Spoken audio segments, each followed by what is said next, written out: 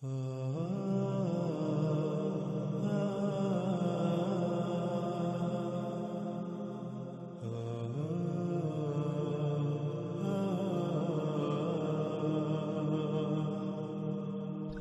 آگے رسول اللہ صلی اللہ علیہ وآلہ وسلم نے کہا، اس میں کچھ شک نہیں، اللہ جو ان سب سے اوپر ہے، اس یوم یعنی اس مدت میں اس کے ساتھ اس سے مومنین کی حفاظت کرے گا جس کے ساتھ ملائکہ کی حفاظت کرتا ہے تسبیح سے.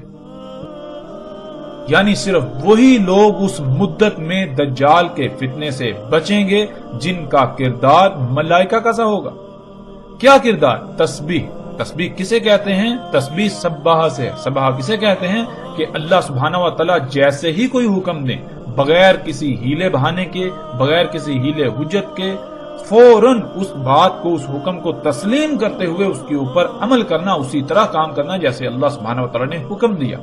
تو رسول اللہ صلی اللہ علیہ وآلہ وسلم نے کہا کہ اس یوم انہی لوگوں کو بچایا جائے گا، اللہ انہی کی حفاظت کرے گا، ان مومنین کی جو تسبیح کریں گے. یعنی جو بھی اللہ نے حکم دیا، جیسے حکم دیا بالکل ویسے ہی اس کو تسلیم کرتے ہوئے اس کے اوپر عمل کریں گے. ان کا کھانا وہی ہوگا جس کا اللہ نے حکم دیا، ان کا پینا وہی ہوگا جس کا اللہ نے حکم دیا.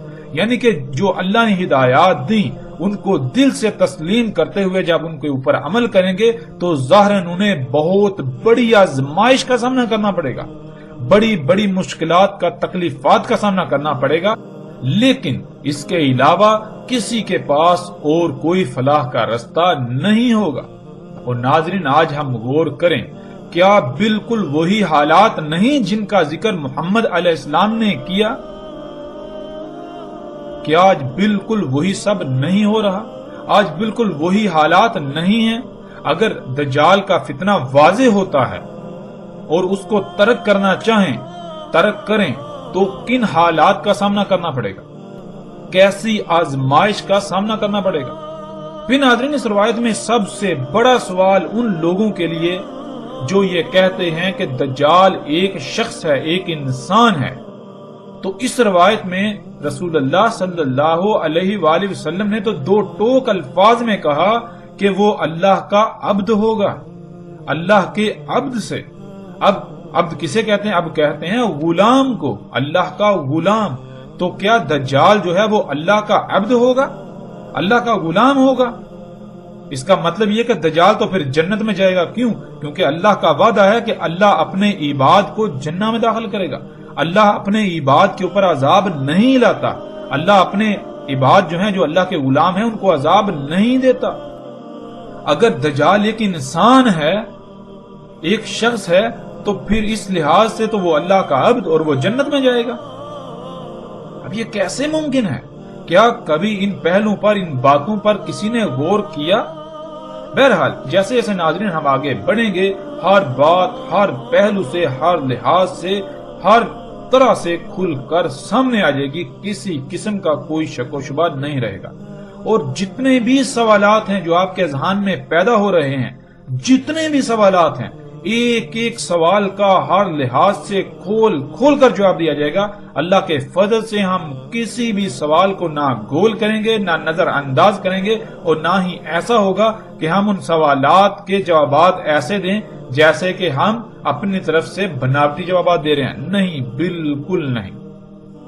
ہم اللہ کے فضل سے ہر ایک کے ہر سوال کا مکمل ہر لحاظ سے کھول کھول کر جواب دیں گے، ہر پہلو کو، ہر بات کو کھول کھول کر سامنے رکھیں گے. رسول اللہ صلی اللہ علیہ وآلہ وسلم نے کہا، دجال کے ساتھ چمٹے رہنے کے لیے اقوام یعنی دنیا کے لوگ کہیں گے ہم اس کے ساتھ اس لیے ہیں کہ ہم یہ جان لیں کہ وہ کافر ہے اور اس وجہ سے ہم اس کے ساتھ ہیں، ہم کھاتے ہیں اس کا کھانا اور اس کے درختوں سے چرتے ہیں. پس جب اللہ کا غضب نازل ہوگا تو ان سب پر نازل ہوگا. ناظرین، آج ہم خود اس کا مشاہدہ کرتے ہیں کہ جس پر بھی دجال کی حقیقت آشکار ہوتی ہے، جس کو بھی آگاہ کیا جاتا ہے کہ جو کچھ تم کھا رہے ہو، پی رہے ہو، جس معاشرے میں تم رہ رہے ہو، جس نظام کا ساتھ دے رہے ہو، ہوا کوئی بھی کام کرتے ہو، وہ دجال کی نصرت کا سبب بنتا ہے. یہ سب کا سب دجل ہے، یہ بات ماننا ان کی مجبوری ہوتی ہے کیونکہ حقیقت ہی یہی ہے، لیکن ماننے کے باوجود، حقیقت کو تسلیم کرنے کے باوجود اس نظام، اس طرز زندگی کو چھوڑنے پر یہ کہتے ہوئے تیار ہی نہیں ہوتے کہ ہم اس معاشرے میں رہتے ہوئے اس کے بارے میں مزید اچھی طرح تحقیق کر لیں، جس کے لیے ہمیں مجبوراً یہی سب کھانا پڑے گا، یہی نوکری کرنی پڑے گی، اور پھر یہ بھی بہانہ ہوتا ہے کہ جائیں تو جائیں کہاں، کھائیں تو کیا کھائیں، اس کے علاوہ اور کچھ ہے؟ اس کے علاوہ اور کچھ ہے بھی تو نہیں، اور یوں وہ اللہ کے غضب کا شکار ہوتے ہیں، اور ان قریب ایک بہت بڑا غضب جو اللہ کا نازل ہونے ہی والا ہے، ایسے لوگ بھی اس غضب کا شکار ہوں گے، اس عذاب کا شکار ہوں گے۔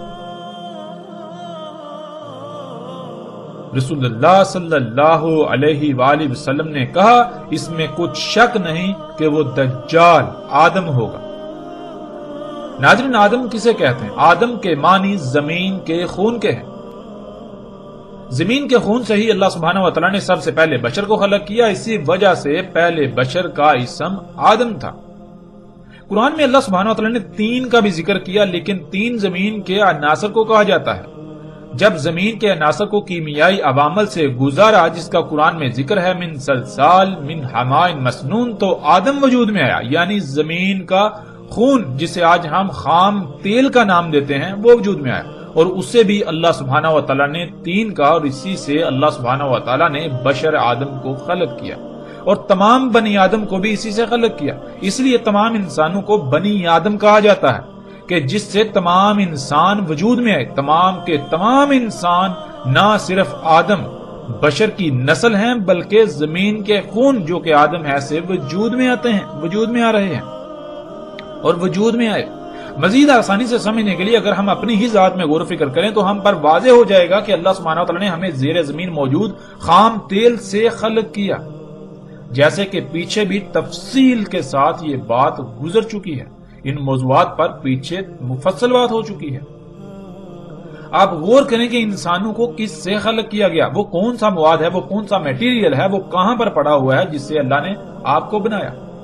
آدم دم سے ہے۔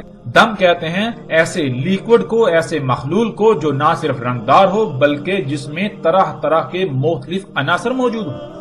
اور آدم کہتے ہیں زمین کے اندر موجود اس رنگدار مخلول کو جس کے اندر طرح طرح کے مختلف عناصر موجود ہوتے ہیں، اور آج ہم اسے خام تیل کہتے ہیں۔ اسی سے اللہ سبحانہ و تعالیٰ نے پہلے بشر کو خلق کیا تھا، اسی وجہ سے پہلے بشر کو آدم کہا گیا، اور اسی سے تمام کے تمام انسانوں کو خلق کیا گیا، جتنے بھی بشر ہیں ان کو خلق کیا گیا۔ اس لیے سب کے سب کو بنی آدم یعنی بنی کہتے ہیں جس سے بنایا گیا، اور آدم کہتے ہیں زمین کے خون۔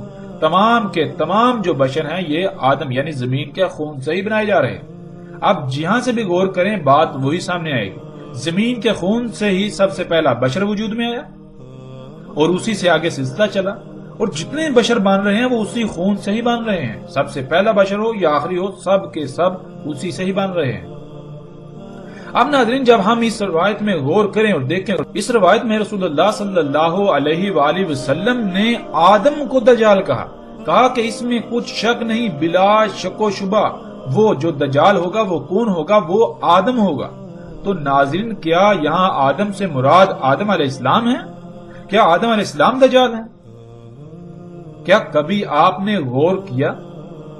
آدم تو کہتے ہیں زمین کے خون کو، جیسے عربی میں دم کہتے ہیں خون کو، دم کہتے ہیں وہ رنگدار مخلول جس کے اندر طرح طرح کے عناصر پائے جاتے ہیں، اور آدم کہتے ہیں زمین کے خون کو، زمین کے اندر موجود جو زمین کا خون ہے، جو زمین کی رگوں میں دوڑتا ہے، جس سے زمین اپنی نباتات نکالتی ہے۔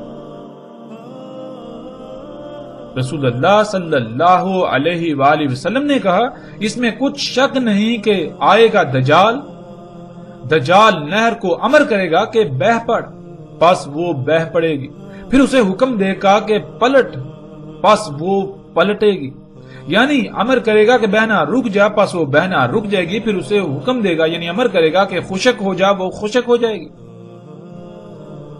ناظرین، آج یہ تمام کے تمام مناظر ہم اپنی آنکھوں سے دیکھ رہے ہیں۔ کہ ڈیم بنا کر جب چاہے نہروں کو جاری کیا جاتا ہے اور جب چاہے پانی روک کر ان کا بہنا بند کر دیا جاتا ہے، اور چاہے تو یہاں تک کہ وہ خشک ہو جائیں مگر پانی نہ چھوڑا جائے۔ تو ایسا ہی ہوتا ہے اور نہریں خشک پڑی رہتی ہیں۔ اور یہ سب کا سب کیسے ممکن ہوا؟ یہ سب کا سب آج اسی ٹیکنالوجی، انہی ایجادات سے ممکن ہوا۔ جن ڈیموں کو انسان اپنے لیے مسیحا یعنی فائدے مند سمجھتے ہیں کہ ان سے نہری نظام چلتا ہے اور بجلی وغیرہ پیدا ہوتی ہے، جو کہ آج دنیاوی زندگی میں ایک ستون کی حیثیت رکھتی ہے، بنیادی ستون، اور پھر انہی ڈیموں کی وجہ سے سیلابوں سے محفوظ رہتے ہیں، لیکن یہ سوائے دجل یعنی دھوکے کے کچھ بھی نہیں۔ یہ بہت بڑا دجل ہے اور اکثریت اس دجل کا شکار ہے۔ ناظرین، کبھی ہم نے اس بات میں غور کیا کہ جب ڈیم نہیں تھے تب دنیا میں کتنے سیلاب آتے تھے، اور آج سیلابوں کی تعداد اور ان سے ہونے والی تباہی کتنی ہے؟ آج ڈیم ہونے کے باوجود جب ڈیم نہیں تھے تو ان کے مقابلے میں، اس وقت کے مقابلے میں کئی گنا زیادہ اور کئی گنا بڑے بڑے تباہ کن سیلاب آتے ہیں اور انتہائی وسیع پیمانے پر تباہی پھیلاتے ہیں، انسانوں کو نقصانات کا سامنا کرنا پڑتا ہے۔ تو کیا یہ ڈیم مسیحا ہے، یہ محض دجل؟ آج ہم ڈیم بنا کر یہ سمجھتے ہیں کہ ہم نے نہری نظام بنا لیا اور یوں بہت سی زمین کاشتکاری کے قابل ہوگی، لیکن کبھی ہم نے یہ سوچا یہی پانی روک کر ہم نے زیر زمین نہ صرف پانی کی سطح کو کم کر دیا بلکہ پوری دنیا کی زمین کو بنجر کر دیا؟ کیا یہ دجل نہیں؟ جن ڈیموں کو انسان اپنے لیے مسیحا سمجھتے ہیں ان سے نہری نظام کے ذریعے اچھی فصل ہوتی ہے، لیکن وہی ان سے لاکھوں نہیں کروڑوں گنا زیادہ فصل تباہ و برباد ہو جاتی ہے، کیونکہ انہی ڈیموں کی وجہ سے زیر زمین پانی کی سطح انتہائی کم ہو کر زمین پھر فصلیں پیدا کرنے کے قابل ہی نہیں رہتی اور نہیں رہی۔ پھر کھادوں کے ذریعے ایسی فصلیں اگائی جاتی ہیں جو دیکھنے میں بہت بڑی لگتی ہیں لیکن حقیقت میں وہ لا تعداد بیماریوں کا منبع ہوتی ہیں۔ کیا یہ دجل نہیں؟ کبھی آپ نے سوچا ڈیموں کے ذریعے پانی روکنے سے زمین پر اللہ کی کتنی ہی مخلوقات ہیں جو پانی نہ ملنے سے تڑپ تڑپ کر موت کا شکار ہو جاتی ہیں اور دڑا دڑ موت کا شکار ہو رہی ہیں؟ کیا کبھی یہ سوچا؟ کیا کبھی اس پہلو پر غور کیا؟ ان مخلوقات کا آپ کے ساتھ اور باقی کائنات کے نظام کے ساتھ کیا تعلق ہے؟ ان کی ہلاکت سے کائنات میں کیا فساد ہوگا؟ کیا ہلاکتیں آئیں گی؟ کن تکالیف سے باقی مخلوقات کو سامنا کرنا پڑے گا؟ کیا ان باتوں میں کبھی کسی نے غور کیا؟ کیا کبھی آپ نے یہ سوچا کہ یہ زمین جو کہ ایک مشین کی مانند ہے اور اس کی تمام مخلوقات پرزوں کی مانند ہیں، اور جب ہم اس مشین کے لا تعداد پرزوں کو ناکارہ بنا دیں گے تو اس زمین کا حال کیا ہوگا؟ کیا کبھی کسی نے یہ سوچا؟ تو کیا پھر زلزلے نہ آئیں، موسموں میں تباہ کن تبدیلیاں واقع نہ ہوں، سیلاب نہ آئیں، طوفان نہ آئیں، خوراک اور پانی میں کمی واقع نہ ہو، طرح طرح کی بیماریاں نہ آ گریں؟ کیا کبھی کسی نے یہ بات سوچی؟ کیا کبھی کسی نے ان پہلوؤں پر سوچا؟ کبھی غور کیا کہ یہ ہمارے لیے مسیحا ہیں یا پھر ہم صرف اور صرف اس کے دجل کا شکار ہو کر اسی شاخ کو دن رات کاٹنے میں مگن ہیں جس پر ہم خود بیٹھے ہوئے ہیں؟ رسول اللہ صلی اللہ علیہ وآلہ وسلم نے کہا، نکلے گا دجال کوسی سے، اس کو جانا جاتا تھا تم سے پہلے، کہا جائے گا اسے کوسی، کثیرۃ الصباح۔ جواب ملا ہاں، کہا وہیں سے دجال نکلے گا۔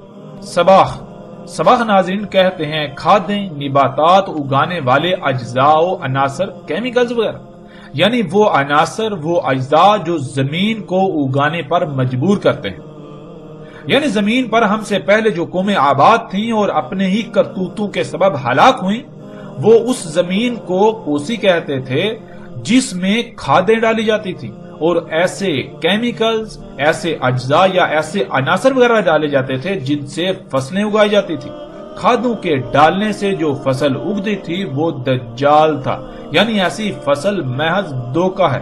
کھادوں سے اگائی جانے والی فصلیں دیکھنے میں، نظر آنے میں تو بہت زبردست لگتی ہیں، فصلیں دیکھنے میں اچھی اور بہت زیادہ ہوتی ہیں، لیکن حقیقت یہ ہوتی ہے کہ اس فصل کا ظاہری پہلو تو بھلا ہوتا ہے لیکن اس کا باطن بیماریوں سے بھرا ہوتا ہے۔ یہی تو دجل ہے کہ ایک رخ جو سامنے والا ہے وہ تو بہت زبردست ہے، لیکن جو دوسرا پوشیدہ رخ ہے وہ عیبدار، نامکمل اور نقائص سے بھرا پڑا ہے۔ ایسی فصل کا استعمال کرنے والے برکت سے محروم اور طرح طرح کی بیماریوں، خامی اور نقائص کا شکار ہوں گے۔ ایسی فصلوں کو کھانے سے لا تعداد مخلوقات اموات کا شکار ہوں گی، ہلاکتوں کا شکار ہوں گی، ان کو نقصانات کا سامنا کرنا پڑے گا، دنیا میں فساد عظیم ہوگا۔ رسول اللہ صلی اللہ علیہ وآلہ وسلم نے کہا، نکلے گا دجال حمار پر، رجسن علی رجس۔ سب سے پہلے دجال کے حمار کو سمجھ لیجئے، اور اسے سمجھنے سے پہلے اللہ کے حمار یعنی گدھے کو سمجھنا ہوگا۔ اللہ سبحانہ وتعالی کا حمار، گدھا، وہ ہے جو اللہ سبحانہ وتعالی نے خلق کیا اور اسے انسان کے لیے خلق کیا تاکہ انسان اس پر سواری کرے اور اپنے سامان کو منتقل کرنے میں آسانی ہو، تجارتی مقاصد کے لیے بھی، مال کی منتقلی کے لیے بھی، مشقت کے لیے بھی استعمال کیا جائے۔ یہ ہے اللہ کا حمار یعنی اللہ کا گدھا۔ اب آتے ہیں دجال کے حمار یعنی دجال کے گدھے کی طرف۔ جب بھی دجال کے حمار کا ذکر ہوتا ہے تو فوراً ذہن میں یہ آتا ہے کہ جیسے کوئی مخصوص شخص ہوتا ہے، مثلا اس کا نام عمران ہے تو اس نے ایک گدھا خریدا جو عمران کا گدھا کہلائے گا، حالانکہ اس کے علاوہ لاکھوں کروڑوں گدھے دنیا میں موجود ہیں، لیکن صرف وہ ایک ہی گدھا عمران کا کہلائے گا۔ بالکل دجال کے بارے میں یہی نظریہ قائم ہے جو کہ انتہائی جاہلانہ اور گمراہ کن ہے۔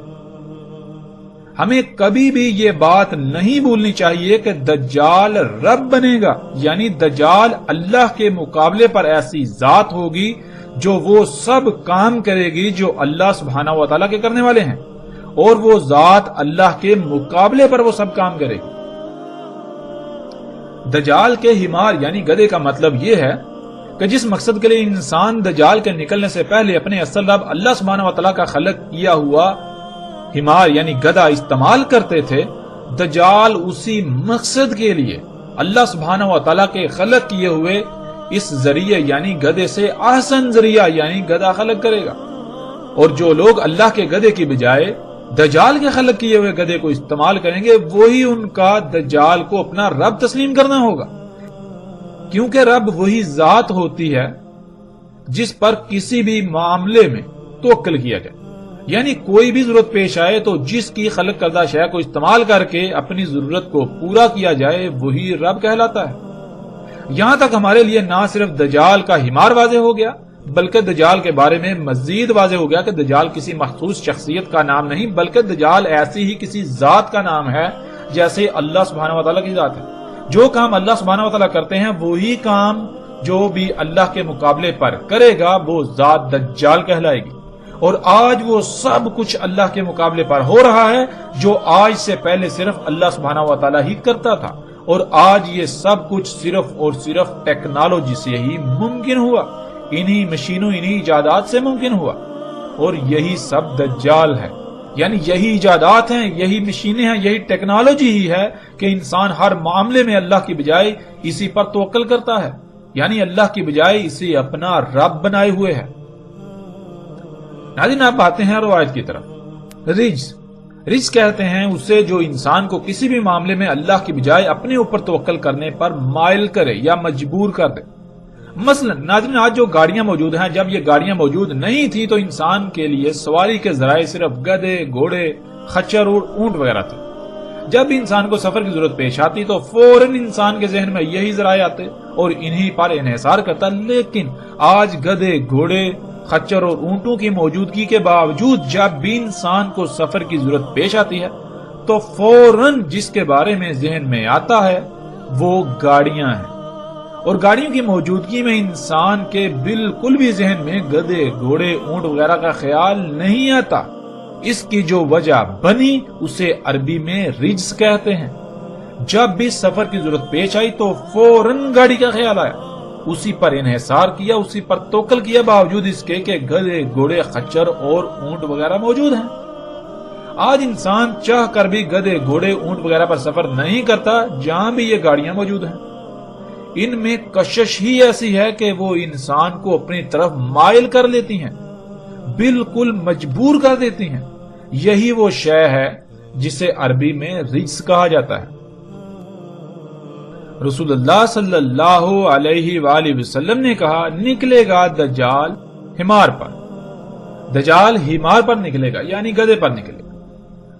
مطلب یہ کہ دجال کی ابتدا گدھے سے ہوگی، یعنی اللہ کے مقابلے پر جو شے سب سے پہلے خلق ہوگی اور وہ دجال اکبر ہوگا، وہ سواری کا ذریعہ ہوگی۔ ایسا سواری کا ذریعہ جو رجس پر رجس ہوگا، یعنی اس کی موجودگی میں اللہ کے سواری کے ذرائع بے وقت ہو جائیں گے، لوگ اس کی طرف نہ چاہ کر بھی کھینچے چلے جائیں گے۔ دجال ہوگا رجس پر رجس، یعنی دجال کی موجودگی میں انسان اسے اپنے رب بنانے پر، یعنی اس کی خلق کردہ اشیاء سے ضروریات پوری کرنے پر مجبور ہوں گے، یا اپنے لیے صرف انہی میں فائدہ دیکھیں گے اور یوں استعمال کریں گے۔ اب آتے ہیں دجال کا حمار ہوگا کیا، کیسا ہوگا، اس کی پہچان کیا ہے، اس سمیت تمام کے تمام سوالات کے جوابات کی طرف۔ رسول اللہ صلی اللہ علیہ وآلہ وسلم نے کہا، اس میں ہوں گی 3 علامات، یعنی جن سے دجال کو پہچانا جا سکے گا۔ وہ اول ہوگا، یعنی جو بھی کام کرے گا، جو بھی خلق کرے گا، جو بھی خلق ہوگی، وہ ضرور کسی نہ کسی لحاظ سے عیبدار، خامیوں نقائص والا ہوگا، خامیوں نقائص والی ہوگی۔ ایک پہلو سے مکمل، دوسرے پہلو سے یکسر نامکمل ہوگی۔ تمہارا رب اول نہیں ہے، یعنی جو شے بھی عیبدار ہو وہ تمہارے رب اللہ سبحانہ و تعالیٰ کی نہیں ہوگی، کیونکہ اللہ کے لیے ہے ہی حمد۔ اللہ سبحان ہے، اللہ جو کچھ بھی خلق کرتا ہے وہ عیوب سے، نقائص سے پاک ہوتی ہے۔ اللہ کچھ بھی عیبدار، نقائص والا، خامی والا خلق نہیں کرتا، اس لیے جو کچھ بھی عیبدار ہوگا وہ تمہارے رب کا نہیں ہوگا، اور نہیں مسخر کیے جائیں گے اس کے لیے دواب مگر حمار، یعنی اللہ سبحانہ تعالیٰ کا جو دابہ ہے وہ تمام کے تمام جاندار جو زمین پر رینگنے والے ہیں، اپنی ٹانگوں پر چلنے والے ہیں، یا اڑنے والے ہیں، یا پھر تیرنے والے ہیں، سب کو خلق کرنے کا الگ الگ مقصد ہے، جن میں سے کچھ ایسے ہیں جن کو اللہ سبحانہ و تعالیٰ نے سواری کے لیے خلق کیا، لیکن وہ تو محض چند ایک ہیں، اور جو ان کے علاوہ ہیں جن کی تعداد کا شمار ہی نہیں، ہر کسی کو الگ الگ مقصد کے لیے خلق کیا۔ اور دجال کے لیے دواب میں سے صرف حمار یعنی سواری کا ذریعہ مسخر کیا گیا، یعنی وہ جتنا بھی دابہ خلق کرے گا، اور دابہ کہتے ہیں حرکت کرنے والی مخلوقات کو، خواہ وہ رینگ کر حرکت کریں، چل کر کریں، اڑ کر کریں، یا پھر تیر کر کریں، وہ جتنا بھی دابہ خلق کرے گا اس کا مقصد سواری کرنا یا مشقت کرنا ہوگا، یعنی وہ مقصد ہوگا جس مقصد کے لیے اللہ سبحانہ و تعالیٰ نے گدھے کو خلق کیا۔ رجسن علی رجس، یعنی دجال کے گدھے کے ہوتے ہوئے کوئی بھی انسان سواری کی ضرورت پوری کرنے کے لیے یا مشقت کے لیے اللہ کے گدھے کو استعمال نہیں کرے گا، بلکہ دجال گدھے کی جانب چاہتا ہوا یا نہ چاہتا ہوا کھینچا چلا جائے گا۔ کتب ہوگا اس کی عین کے درمیان، کافر پڑھ لے گا اسے ہر مومن، خواہ وہ لکھنا جانتا ہو یا نہ جانتا ہو۔ ناظرین، اس کی وضاحت پیچھے گزر چکی۔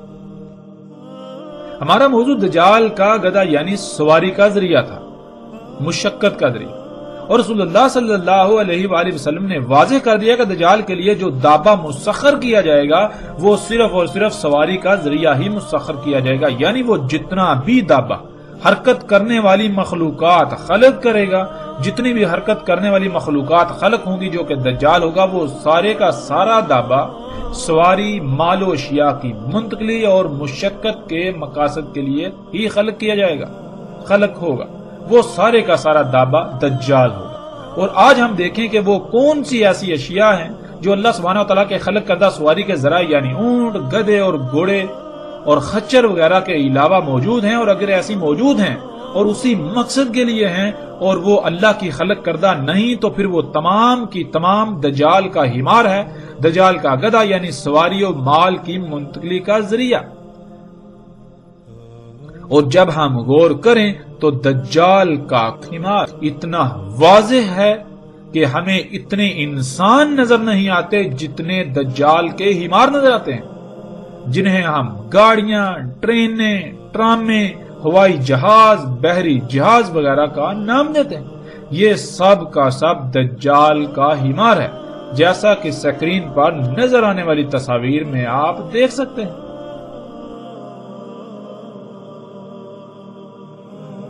رسول اللہ صلی اللہ علیہ وآلہ وسلم نے کہا، جان لو اس میں کچھ شک نہیں، دجال ہوگا۔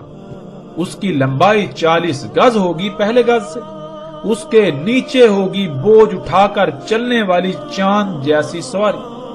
جیسے چاند زمین کے گرد گھومتا ہے، اسی طرح دجال کا گدھا یعنی بوجھ اٹھا کر چلنے والی سواری بھی زمین کے گرد فضا میں سفر کرے گی۔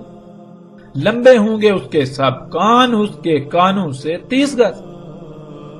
اس کے گدھے کے ایک کھر سے دوسرے کھر کے درمیان جو فاصلہ ہوگا وہ دن اور رات کا فاصلہ ہوگا۔ زمین اس کے لیے سکیڑ یعنی لپیٹ دی جائے گی، یعنی سالوں کا سفر دنوں، گھنٹوں اور منٹوں میں طے کرے گا، انتہائی تیز رفتاری سے۔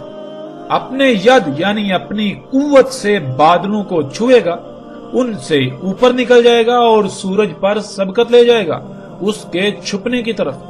اس کے آگے دھوئیں کا پہاڑ اور پیچھے سرسبز پہاڑ ہوگا۔ چیخے گا آواز کے ساتھ، اس کی آواز کو سن لیں گے جو بھی اس کے پروں کے ساتھ زمین سے اڑنے کے مقام سے لے کر واپس زمین پر نیچے اترنے کے مقام کے درمیان آئیں گے، یعنی ٹیک آف سے لینڈنگ تک کے درمیان آنے والے سب لوگ اس کی چیخنے کی آواز کو سنیں گے۔ ناظرین، یہ واحد ہوائی جہاز ہی ایسی شے ہے جس میں یہ تمام کی تمام خصوصیات پائی جاتی ہیں۔ ذرا تصور کریں کہ جب ان چیزوں کا کوئی تصور تک بھی نہیں کیا جا سکتا تھا، اگر اس وقت کسی نے ان اشیاء کے بارے میں بتانا ہوتا تو کیسے الفاظ میں بتایا جاتا؟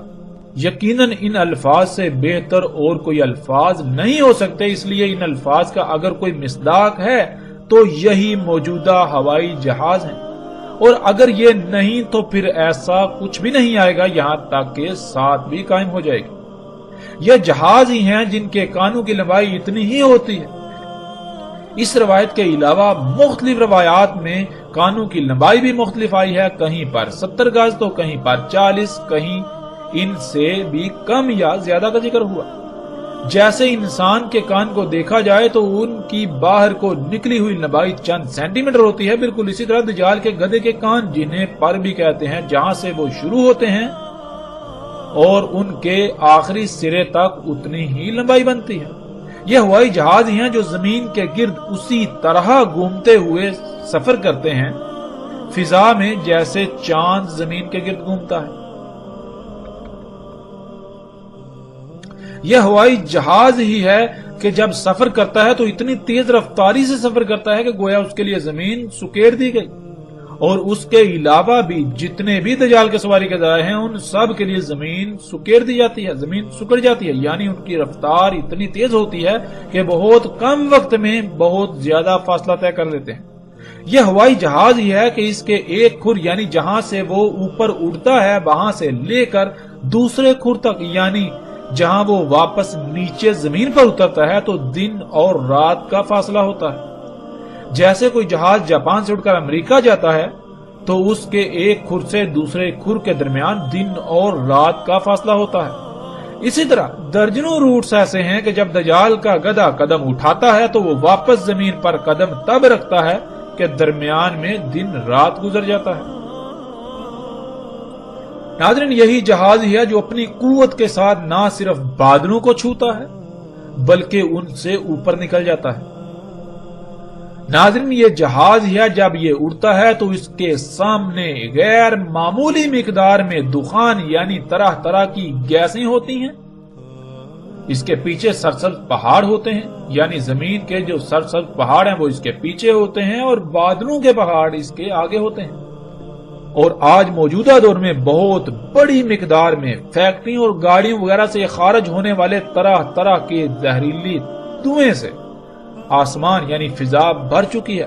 یوں سامنے نہ صرف بادلوں کا پہاڑ جو بالکل دھوئیں کی طرح نظر آتا ہے وہ ہوتا ہے، بلکہ سامنے حقیقی دھوئیں کا پہاڑ ہوتا ہے، یعنی غیر معمولی مقدار میں دخان ہوتا ہے، طرح طرح کی زہریلی گیسیں ہوتی ہیں یا طرح طرح کی مختلف گیسیں ہوتی ہیں، غیر معمولی مقدار میں دھواں۔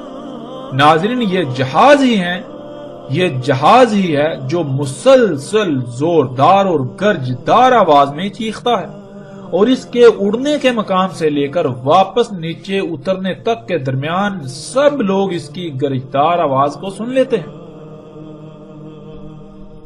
اور سکرین پر نظر آنے والی تصاویر میں آپ ایک ایک منظر کو اپنی آنکھوں سے دیکھ سکتے ہیں۔ رسول اللہ صلی اللہ علیہ وآلہ وسلم نے کہا، سمندر میں تیرے گا تو سمندر اس کے ٹخنوں تک ہوگا۔ ناظرین، یہ مناظر بھی آپ اپنی آنکھوں سے دیکھ سکتے ہیں۔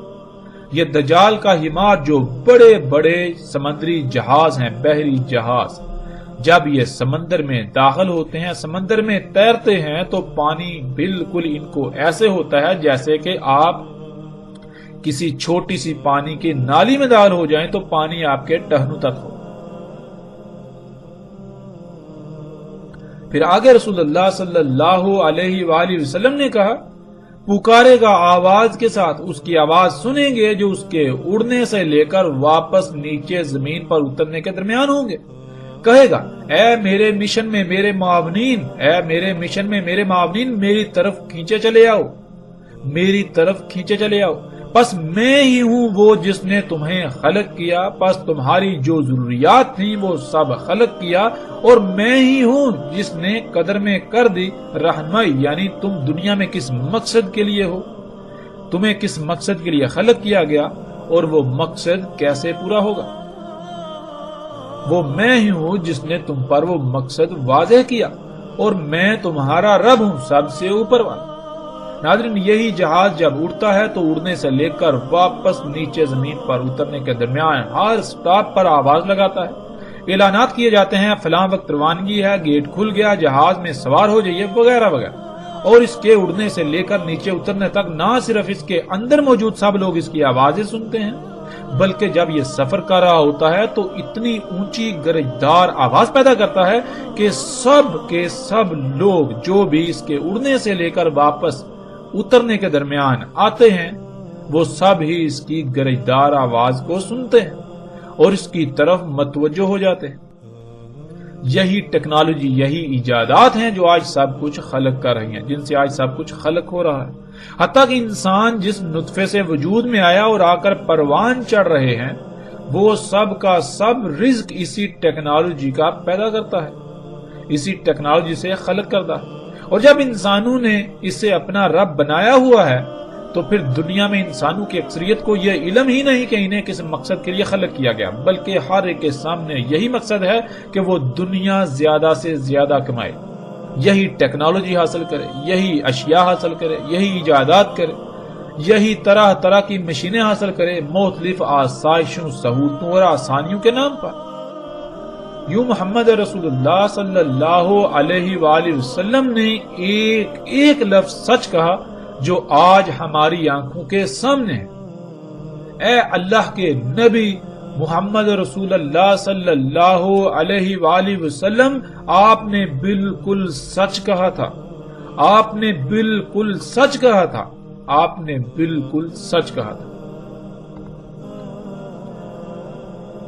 رسول اللہ صلی اللہ علیہ وآلہ وسلم نے کہا، دجال کے گدھے کے کانوں کے درمیان 40 گدھ ہوں گے اور اس کے گدھے کا روٹ ہوگا 3 یوم کا فاصلہ۔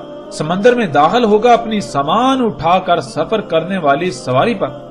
کہا بالکل ایسے ہی داخل ہوگا جیسے داخل ہوتے ہو تم اپنے گھوڑے پہ سوار ہو کر کھیتوں کو سیراب کرنے والی نہر میں۔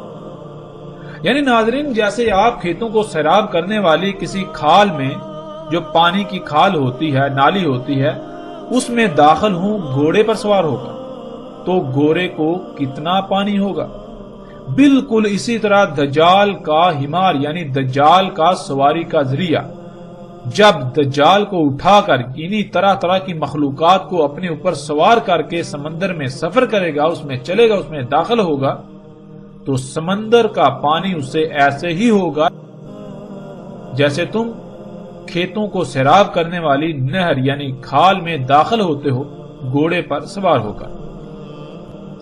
رسول اللہ صلی اللہ علیہ وآلہ وسلم نے کہا، جان لو اس میں کچھ شک نہیں، دجال کھانا کھائے گا اور مشروب پیے گا اور چلے گا اپنی ٹانگوں پر، اور اللہ اوپر ہے ان سب سے یعنی اللہ سبحانہ و تعالیٰ کی ذات ان حاجات سے بالاتر ہے۔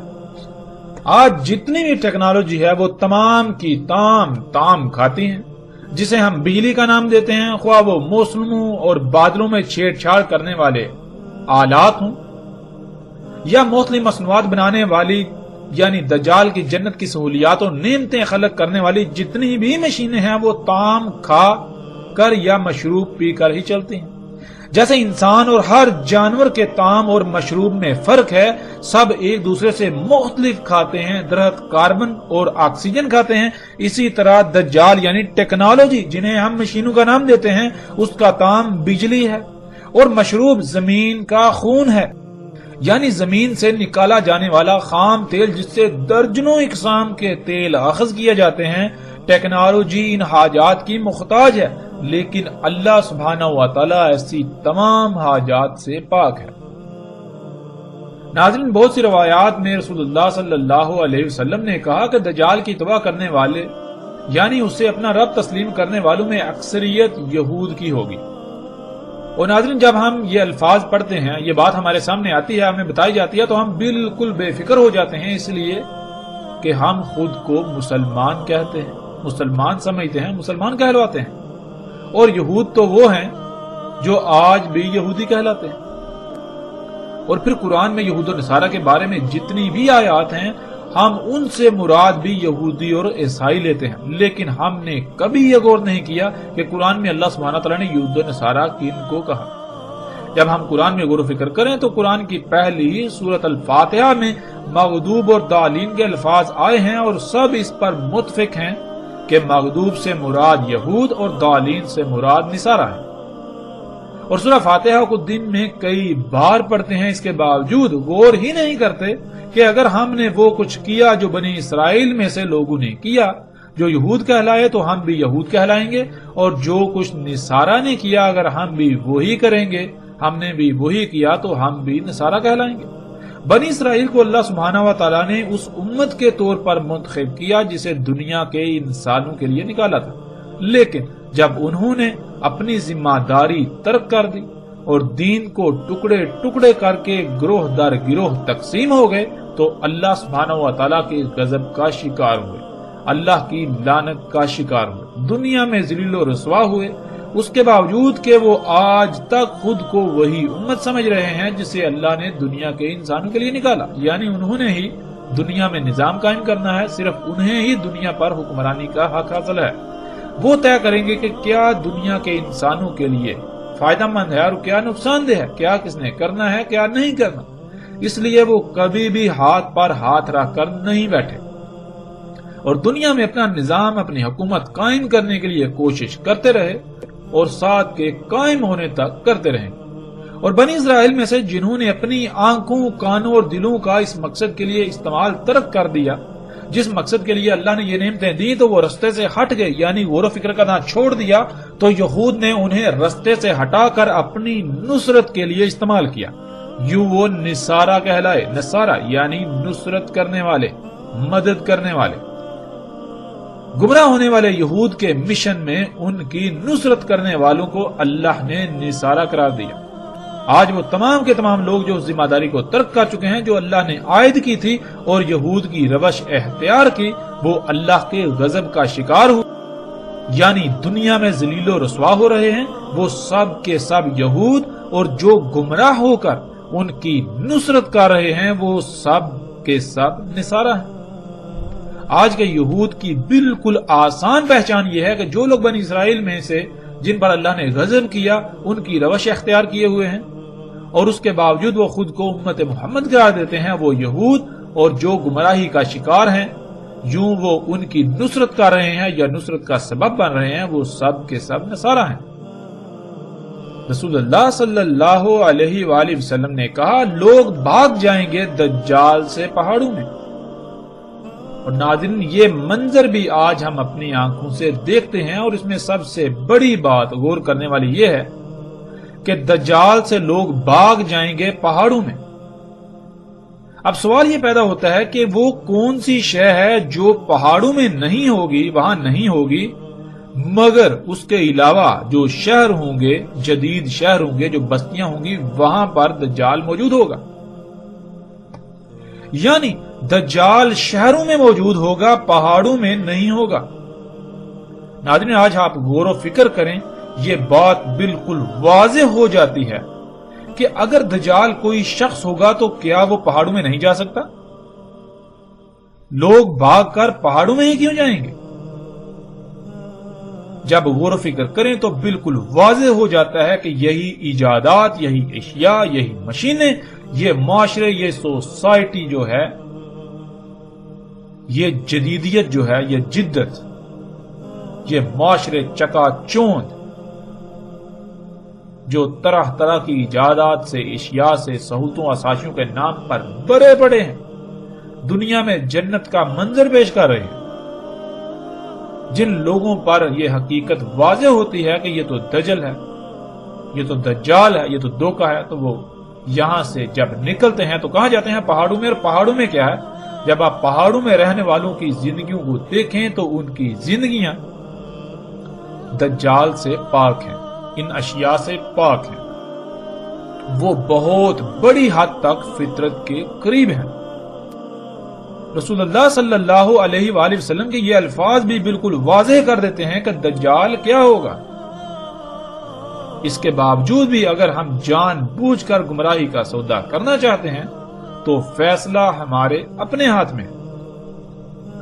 رسول اللہ صلی اللہ علیہ وآلہ وسلم نے کہا، جو سنے دجال کے بارے میں پس اس سے دور بھاگ جائے۔